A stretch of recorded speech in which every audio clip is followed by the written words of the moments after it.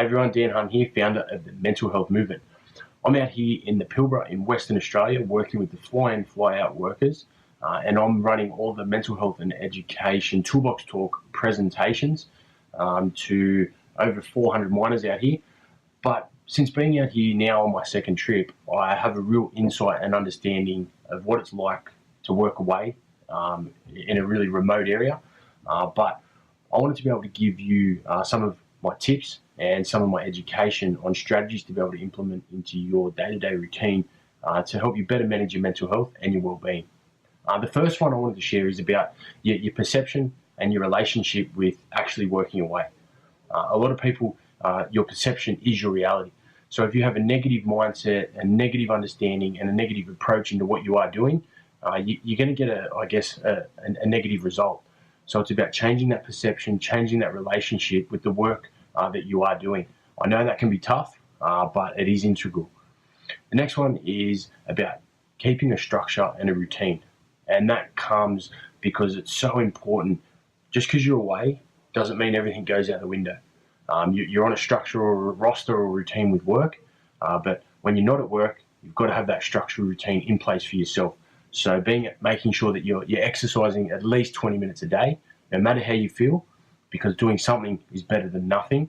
And exercise is integral to increasing or developing a positive mental health.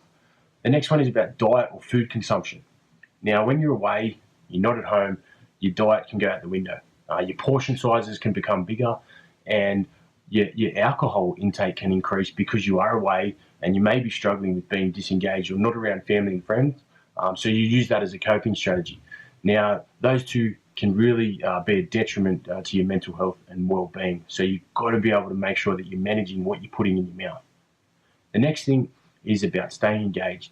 Now, you're away, you're not with family and friends and loved ones, so use technology. We've got text, email, Messenger, FaceTime, whatever it may be, but it's about having conversations, staying engaged, and doing that on a regular basis. But make sure that you finish every one of those interactions on a positive note so that you can move forward without any negativity in your mind from any of the relationships back home, because that can really disrupt your mental health and your well-being. Another one is about having the work-life balance. When you're not at work and you're not working, if you don't have to take your work home with you, that's awesome, but you've got to be able to be putting things in place for yourself, like going to the gym, listening to music, going for a walk, having a conversation with someone, or going for a coffee. Making sure that you're doing those things for yourself is very, very important and integral in being able to better manage your mental health. Now, they're just some basic tips, but there's some things that I've been implementing in my day-to-day routines since being away and since working away.